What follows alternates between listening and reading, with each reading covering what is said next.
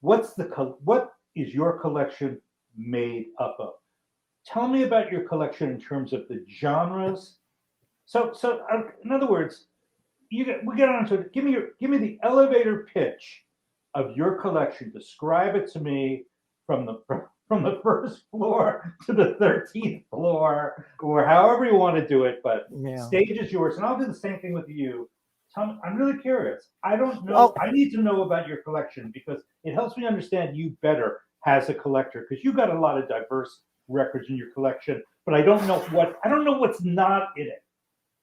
Okay, so, well, first, like I told you before, most of my collection, okay, I have a lot of genres in my stuff, but most of the stuff that I got it to listen to was from my father. My father and his musical taste rubbed off on me a lot, especially his jazz taste. I have a lot of 50s and 60s Blue Note stuff that I absolutely love. I love the sound of it. I also love the sound of some jazz fusion and a lot of other stuff. What's not in my thing as far as jazz goes is there's some contemporary stuff that I don't like. If you're talking about Kirk Whalum, if you're talking about Kenny G, or even, Branford Marsalis, some of those guys I don't like. But the contemporary guys that I do like that are in my collection are like George Duke and, John Hammond, and some other guys, Idris Muhammad. I guess he's contemporary a little bit. Mm-hmm. But that's jazz in a nutshell. A lot of the stuff that I like could basically go to 1940 to basically late 70s, and then I'm done. I'm done with most jazz. Also for rock, classic, like a lot of people love the Beatles, love the Stones, love a lot of that stuff. But I also like stuff that's from like a blues influenced stuff. Like there's a lot of bands that came out later in the late 70s and 80s that are awesome, like the Thunderbirds or Omar and the Hollers. Those guys ended up making blues sound modern, and it was kind of cool on a lot of the other stuff. But I mean, as far as rock goes, then that's basically a lot of the rock that's in my collection.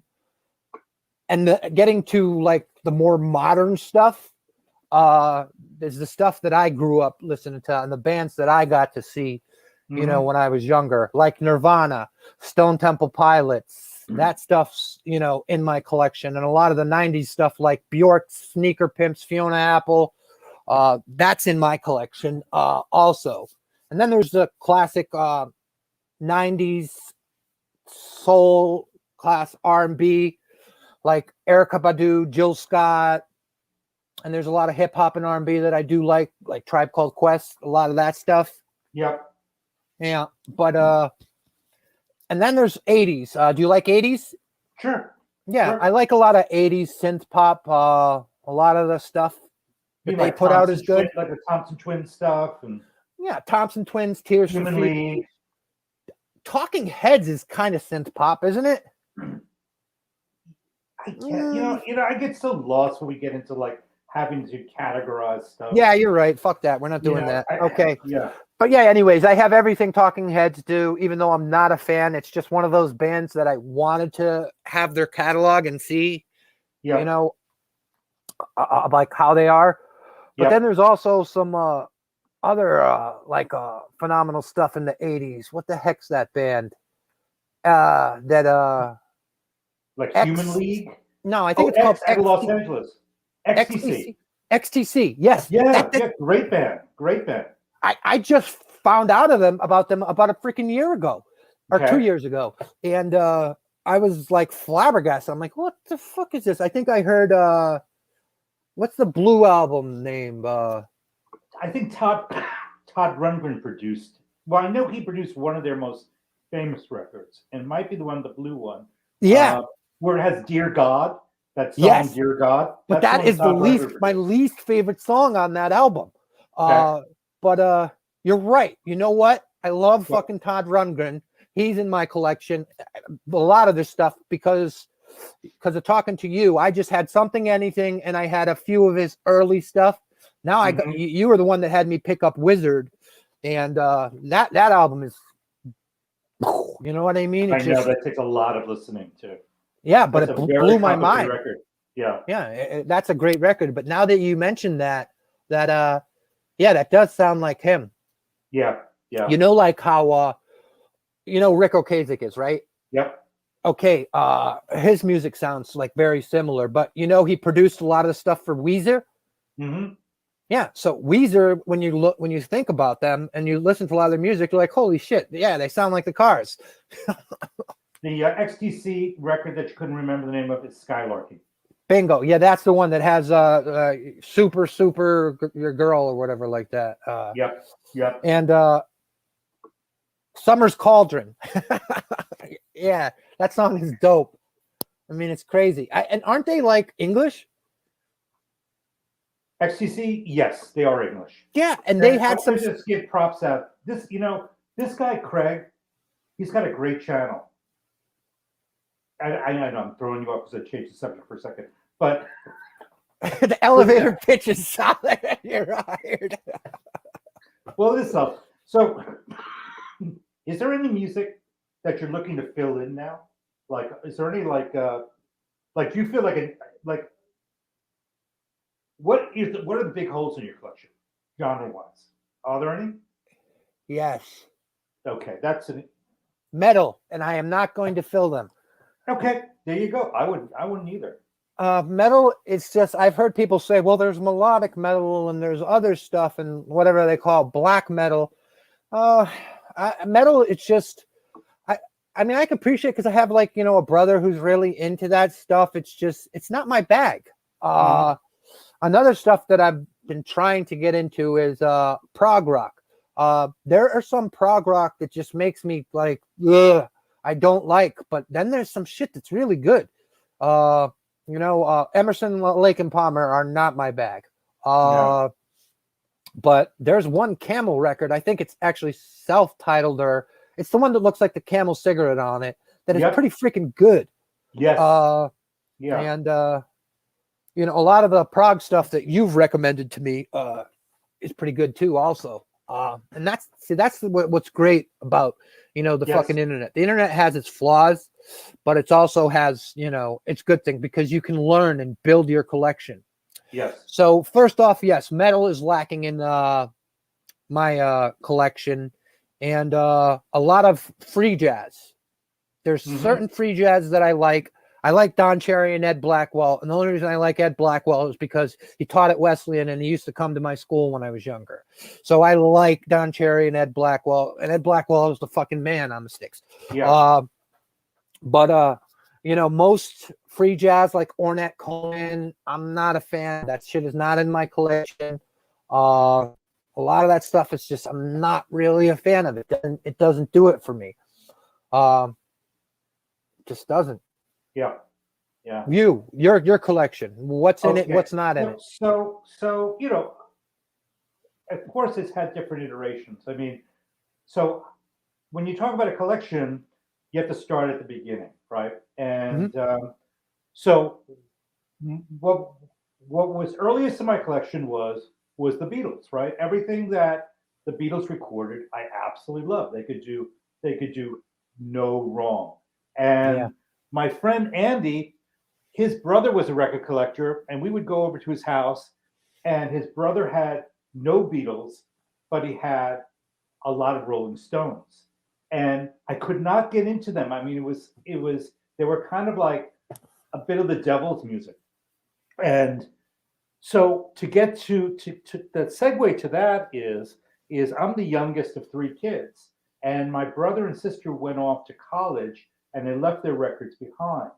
And my brother had Blood, Sweat, and Tears and the Blues Project, and my sister had left behind Big Brother and the Holding Company, Cheap Thrills, and also The Mothers of Invention, We're Only in It for the Money, and Freak Out. And the three records that I gravitated to were Freak Out and We're Only in It for the Money. I thought they were fantastic.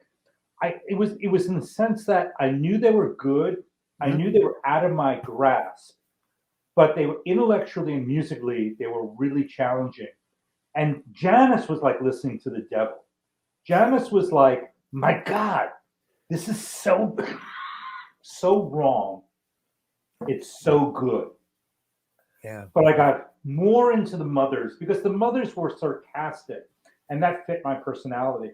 So, I would go to junior high school with my mother's records, and out of like 10 kids, maybe one kid would go, "Wow, that's interesting music." And to this day, I have friends from when I was growing up say, "Michael, you introduced me to the mothers. You were so cool."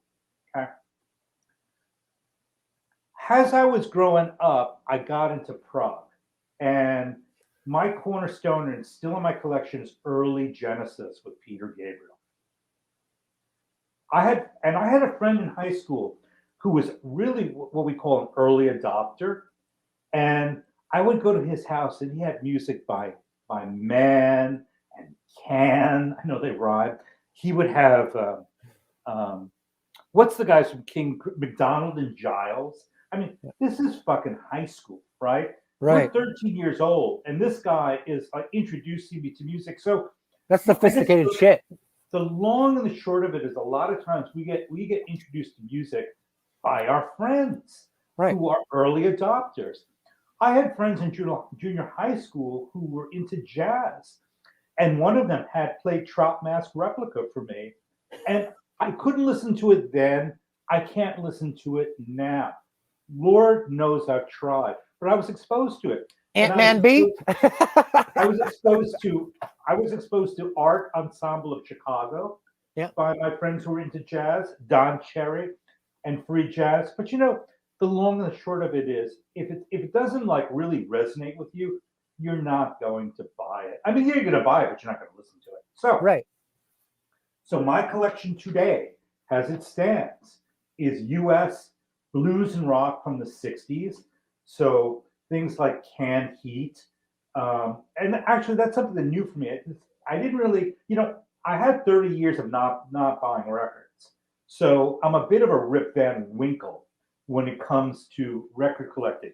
So what's in my record collection now is 60s blues from the US and the UK, prog rock, things like Genesis, yes. I've got One Gentle Giant. I've got UK new wave, and I've got like Au Pairs and American New Wave, B-52s. But now what I'm getting into is US soul and US jazz and US blues. I like UK blues. I really like Chicken Shack and of course we mentioned Bloodwood Pig. Bloodwood Pig is freaking awesome. What the British did with blues was just unique. They just kind of made it their own. Yeah, some of it, but not all. But like when I get onto Stunky's channel or I have people introduce me to stuff, like recently I bought Henry Cow. I'm gonna sell it. There's Stereo Lab doesn't really do it for me. It doesn't do it for me either. I've tried to pick up some of the records, and I've sold them. I got a huge pile of stuff that I got to sell, but it's just tough to get around because you're not going to get anything close to what you paid for it. So that's another tough thing to do, is eating a record that someone told you to buy and it's not very popular or wanted. Right. I mean, I don't have in terms of numbers, I don't have a big collection. I mean, well, that's the problem too, because I'm under 500 and I'm actively trimming. Go on. Yeah, well, that's what you'd like to know. Well, there's also a reason for that, because you moved cross country. How many of your records do you think you couldn't bring up? Because you cannot ship a record collection cross country. That's right. So you probably lost a lot of yours. So that's exactly true. Exactly. Having to start again. Yeah. And you see some guys, that have lived in the same town all their lives, that haven't moved. And that's why they're able to have 10,000 records or 20,000 records. I'm still shipping records from back east, from my high school collection back. It's taken me a long time to get a lot of my records. And I only have probably a little over 3,000. But I mean, it's takes time to ship stuff back from the East Coast, back from to Vegas, Yep. Hey, I want to just welcome somebody that you're going to be very surprised is a guest on our channel, and that is, and if it's I sure hope it's not somebody who is pretending to be, but he's definitely got the illustration there. So, Michael Ludwigs, thank you for joining. You and I have had an odd interaction this year. Maybe I was a little bit rude and opinionated, but the fact that you're joining the two of us right now, I want to just say thank you. If it is him, I'd say thank you, but I doubt it is, because what time is it in Germany right now? Let me check. It's probably stunty. No. We'll see. Well, it's 3:26 in London a.m. It can't, Somebody is just getting really good. Yeah, that's what I'm saying. 3:26 in the morning. Yeah, Mike is gonna be up here talking to us. Yeah. Let's see if he says some more German.